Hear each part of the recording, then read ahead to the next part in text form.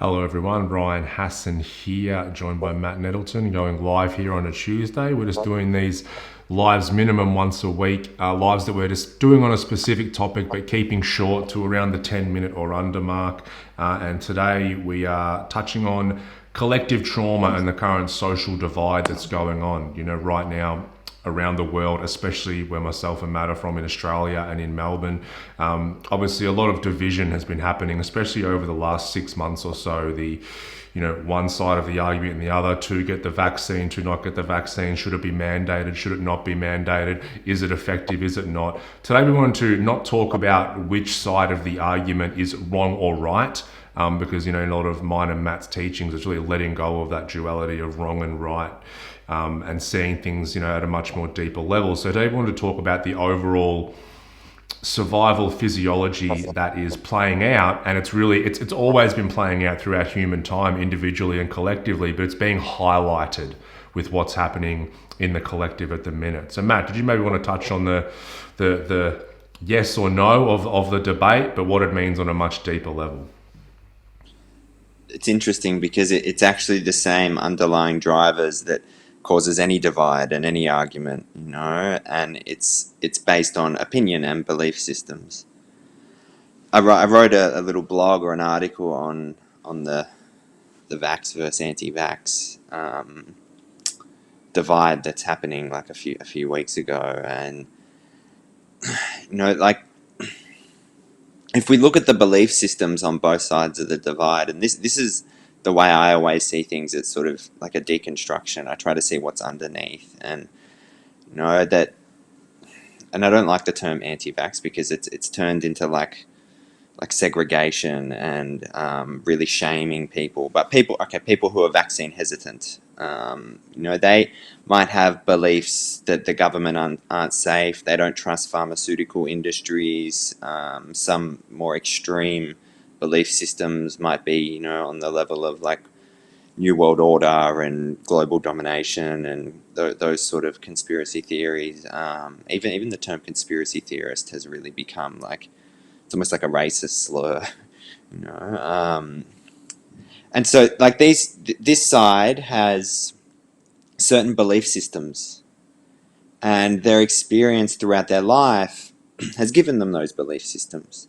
Maybe people had a really bad experience with the pharmaceutical industry, or pharmaceutical drugs, or were prescribed things they shouldn't have been prescribed. I know that's definitely happened to me.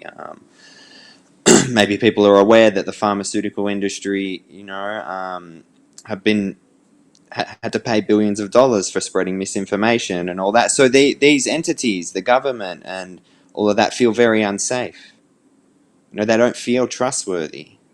And so what happens is they dig their nails in, and, I'm holding on to my position. And if we go underneath all of that, it's an attempt to feel safe, to feel in control. And then on the other side of the argument, so basically it's about survival. It goes right down to our survival physiology.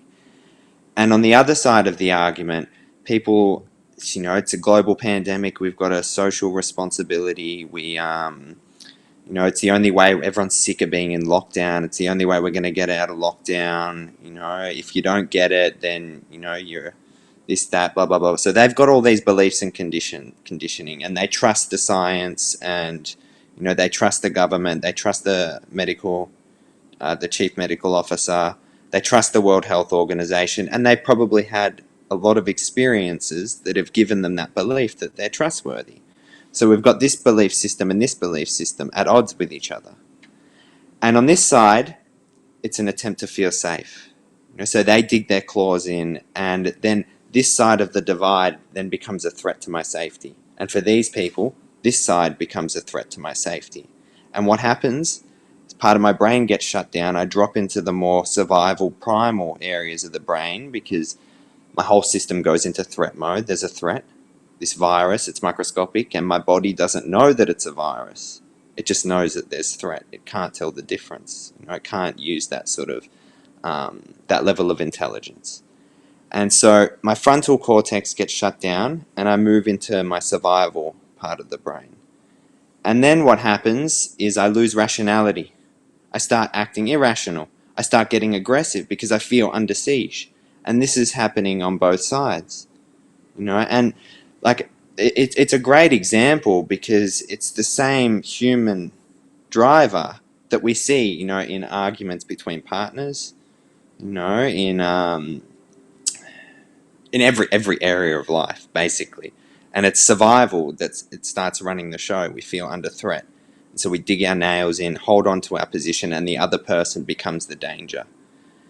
And, then so it's that same survival physiology playing out, only it's amplified and it's playing out on a collective scale. So what happens then is this side can't have a rational, compassionate conversation with this side, and this side can't have a rational, compassionate conversation with this side, because those areas of the brain that give us empathy, make us human, make us able to cooperate are shut down. And so it's driven by a sense of fear and a needing to feel safe, or a wanting to feel safe. Yeah. So it doesn't actually matter what view you have, because both are valid in their own ways. And both feel very true for the person who has those views, because those beliefs that you spoke about filter our reality and they feel like absolute truth to us. Another example, one that I've used in a few of our courses, is like, if I'm walking down the slums of Bangalore in India somewhere and I see them cooking dog flesh on a grill, I'll be horrified because I love dogs. And I'll say, you're wrong, you shouldn't be doing that. Like, dogs are awesome. And then if you flip the tables and that same person's walking through my backyard and I've got the barbecue fired up on a Sunday and I'm cooking beef steaks, which is cow, which is a sacred animal to them, he would think that I was a savage and I was the devil and would condemn me and tell me I shouldn't be doing that. Now, if we're identified with our beliefs, which are created purely by where we were born and our life experiences, then we will start arguing and trying to make the other person wrong and confirm what we believe. And then what happens, unless I'm able to look past my beliefs, and hopefully that person can as well, because when two people let their beliefs start to fall away and communicate with someone on the other side of the table, then all of a sudden new ideas can start to evolve and great connection between people.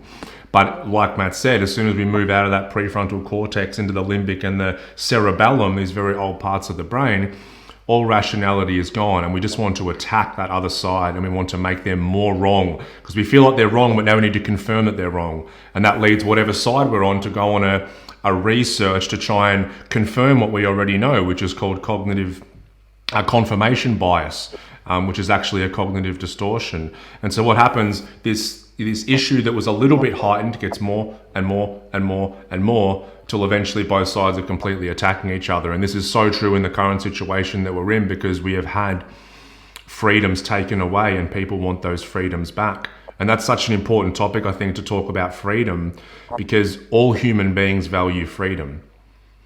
We all want freedom, and we feel like if we have a certain degree of our freedom taken away, then life's not worth living. Now, where every human being's freedom set point is different.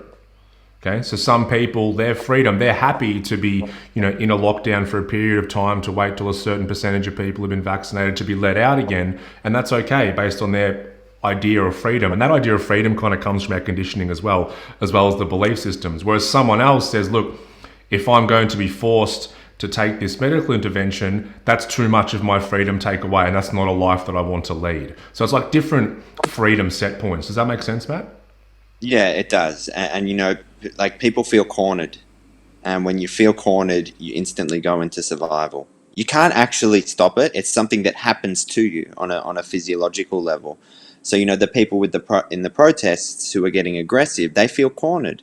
And so their survival drive takes over their system, and it shows up as aggression and doing things like that. And then, like, shaming them actually makes them feel more cornered.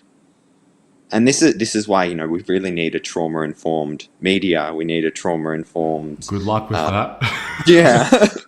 It's like the everything we're doing, our culture is doing, is perpetuating this trauma, the response. That could be our next course, trauma-informed journalism.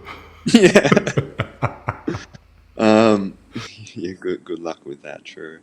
But, like, everything we're doing is perpetuating that feeling of being cornered in people. And it doesn't matter who's right on either side of the divide. What matters is the fact that we lose our humanity. We lose our ability to communicate. And then what happens is people dig their nails in and it gets bad. Throughout history, we've found ourselves in this exact same situation, appearing different, and it's never ended well. And, like, trauma's like, it's the invisible pandemic. It really, really is. We look at, like, what the trauma that's going to come out of all of this in children, as well. And It's going that's to we had a comment here that literally says this pandemic has caused so much trauma far beyond the virus itself. Someone said I'd do that course. All right, trauma informed journalism. Here we come. Yeah. And so it says, is pretty much everyone coming from a place of fear? Yeah, and fear is a lack of feeling safe. There's, especially amongst spiritual communities, it's like, oh, you're coming from fear, but it's like we're coming from fear because we don't feel safe. It's actually a natural response when we feel unsafe. Maybe we feel completely cornered. Maybe the government feels completely untrustworthy, and we feel like we're being backed into a corner by a predator or by a perpetrator, and our system is in terror because of that. And then we have to go into a fawn response and just do what they say. So that's a trauma cycle playing out. On the other side, the same thing can be happening, but the opposite side of the coin. So these are all trauma responses, survival patterns that are playing out on a collective level, and it's playing out completely unconsciously in 99% of people. So true. Someone just wrote that.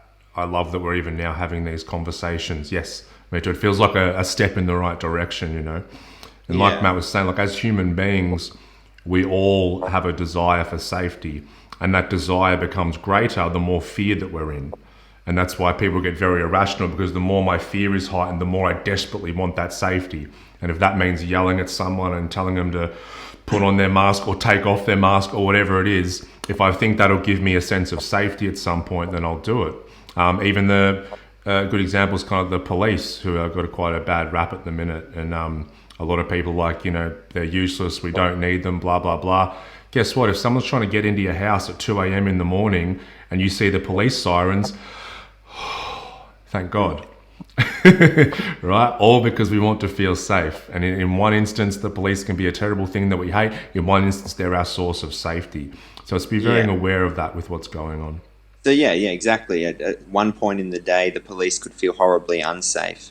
And then someone's trying to break into my house and, hurt my family. In that moment, the police rock up. They're my resource of safety.